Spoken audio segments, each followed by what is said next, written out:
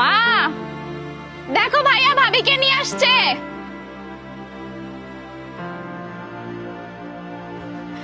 ভাবি তোর এত বড় সাহস, বস্তির মেয়ে জানি কোথাকার। এই তুই আমার গায়ে পড়লি কেন? তুই যে কি ড্রেস পরেছ, ছি কি নোংরা, কি গন্ধ। এই ভদ্রতা বলতে কিছু জানিস না? মুনা তোমার মাথা ঠিক আছে? তুমি কার গায়ে হাত তুলছো আর ভদ্রতার কথা বলতেছো? ভদ্রতা ও জানে না নাকি তুমি জানো না? তুমি ওর গায়ে হাত তুলছো কেন?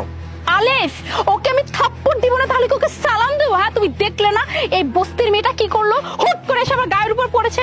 দেখো দেখো মেয়েটা কি পড়ে আছে, ছি কি নোংরা, হাতে পায়ে গোবর লেগেছে, ইউ কি গন্ধ। হ্যাঁ আর ও কি না এসে আমার গায়ে পড়লো, ওরা তো মনে হচ্ছে আরো একটা থাপ্পড় লাগাই। মুনা তুমি যার গায়ে হাত তুলছো সে কিন্তু আমার ছোট বোন। হোয়াট? মানে সিরিয়াসলি? মানে তুমি বলছি বস্তির মেয়েটা তোমার ছোট বোন? মানে সিরিয়াসলি? হ্যাঁ আমি আরো কোথায় ভেবেছি তোমার একটা খুব কিউট একটা সুইট একটা বোন হবে যাকে নিয়ে আমি ঘুরবো পার্টি করব, শেষমেশ কিনে একটা বস্তির মেয়ে তোমার বোন। মানে আমার মাথাটা ঠিক নাই, তুমি কি করলে এটা আমার সাথে? আরে বাবা তুই তো শহরে গিয়ে অনেক চালাক হয়ে গেছিস, গেলি শহরে পড়াশোনা করতে, সাথে বউ নিয়ে আসছিস। বাবা বাবা খুব ভালো করছিস। তো মাকে একটু জানানোর প্রয়োজন মনে করলি না? আবার নতুন গাড়িও কিনছিস না? শহরে গিয়ে নিশ্চয়ই অনেক বড় ব্যবসা করতেছিস, অনেক টাকা রোজগার করতেছিস, তাই না? মা আসলে সবকিছু এত তাড়াতাড়ি হয়ে গেছে না, তোমাকে বলতে পারি নাই। আর কোর্ট ম্যারেজ তো সবাইকে বলার মতো স্কোপ হয় নাই। অনেকদিন পর একটু সময় পাইছি, তাই ভাবলাম বউটাকে নিয়ে সবার সাথে পরিচয় করিয়ে দিই আর গ্রামটাও ঘুরিয়ে দেখে নিয়ে আসি। খুব ভালো করছিস। তা এখানে দাঁড়ায় আছিস কেন? বৌমারে নিয়ে বাড়ির ভিতরে চল। হ্যাঁ চল। ও হ্যালো, কি কোন ভিতরে যাব? হ্যাঁ আপনি ভাবলেন কি করে এই যে আপনি বস্তি মার্কা টিনের বাড়িতে আমি যাব? হ্যাঁ আমাকে দেখতে পাচ্ছেন না? আমার ড্রেস আপ দেখতে পাচ্ছেন না? কোন অ্যাঙ্গেল থেকে কি মনে হয় এই বস্তির বাড়িতে গিয়ে থাকার মতো মেয়ে আমি? হ্যাঁ ছি ছি ছি কি অবস্থা এদের পোশাক আশাক, মানে এদের দেখলেই তো আমার শরীর গিনগিন গিনগিন করতেছে।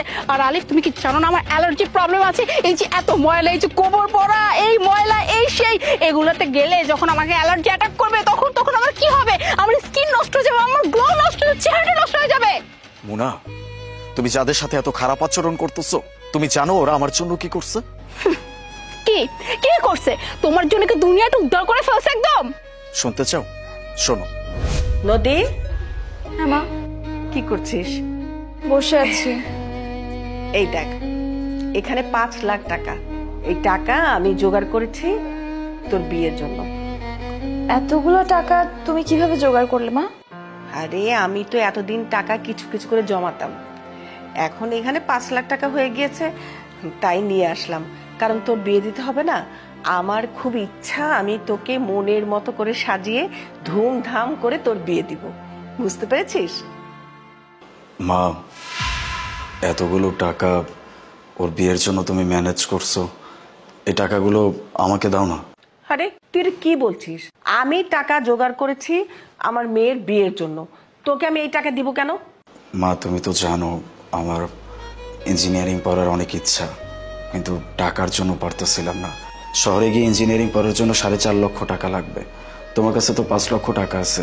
এই টাকাটা যদি আমাকে দিতা তাহলে আমি আমার স্বপ্নটা পূরণ করতে পারতাম। ওর বিয়ের চিন্তা করো না, ওর বিয়ে আমি করাবো, কোনো চিন্তা করো না।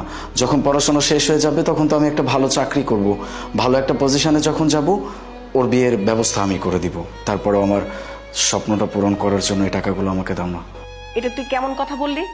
তুই ইঞ্জিনিয়ারিং পড়বি, ইঞ্জিনিয়ারিং পড়তে কমসে কম তোর 4 বছর লাগবে, আর 4 বছর পরে এই মেয়েটার বয়স কত হবে? তখন তোর বিয়ের বয়সই থাকবে না, তখন ওর দিকে কেউ তাকাবেও না, ওকে কেউ পছন্দও করবে না, তখন আমি ওকে কিভাবে বিয়ে দেব? মা জন্ম মৃত্যু বিয়ে তো আল্লাহর হাতে, তাই না? যদি ওর কপালে লেখা থাকে তাহলে অবশ্যই বিয়ে হবে। আর টাকা নিয়ে কেন চিন্তা করতেছো? আমি যখন একটা ভালো অবস্থানে যাব ওর বিয়ের জন্য যত টাকা লাগে আমি খরচ করব, ধুমধাম করে আমার বোনের বিয়ে আমি দিব। প্লিজ মা দাও না।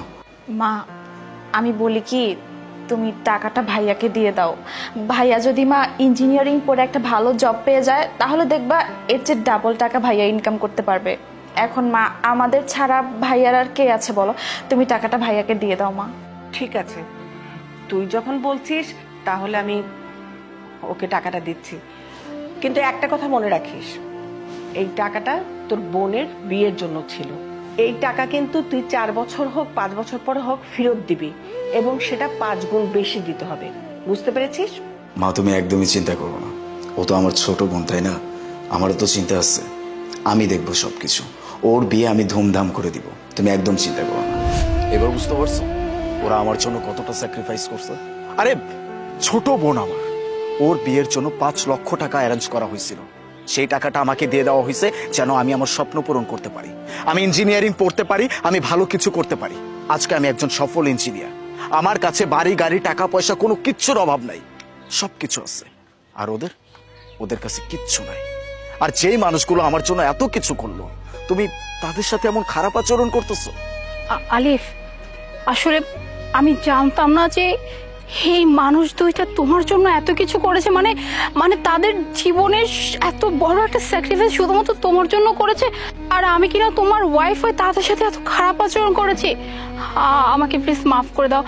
আর মা আমি আসলে বুঝতে পারিনি মা, আমি না বুঝে আপনাদেরকে এতক্ষণ এত উল্টাপাল্টা কথা বলেছি। প্লিজ মা, আমাকে ক্ষমা করে দিবেন। আর বোন, তুমি তো আমার ছোট বোনের মতো কি, তুমি আমার আজকে থেকে ছোট বোনই। আমি তোমার সাথে এতক্ষণ যা কিছু বলেছি, প্লিজ ভাবি হিসেবে তুমি আমাকে ক্ষমা করে দাও, মনে কিছু রেখো না। আরে ভাবি, বাদ দাও তো এইসব, এগুলো কোনো ব্যাপার না, চল আমরা বাসায় যাই। বাই দ্য ওয়ে, আরেকটা কথা, সেদিন যে আমি 25 লক্ষ টাকা ব্যাংকে রেখে আসছি না, এই টাকাটা কিসের জন্য জানো? আমার বোনের জন্য। আমার বোন তার বিয়ের 5 লক্ষ টাকা আমাকে দিয়ে দিচ্ছিল, আমি তার বিয়ে আরো ধুমধাম ভাবে করাবো। এই জন্য যে 25 লক্ষ টাকা রাখছি, এটা সম্পূর্ণ ওর বিয়ের জন্য। ভালো হবে না? একদম ধুমধাম করে ওর বিয়ে দিব আমরা, কেমন? আরে হয়েছে, চল এখন সবাই মিলে বাড়িতে যাই, চল।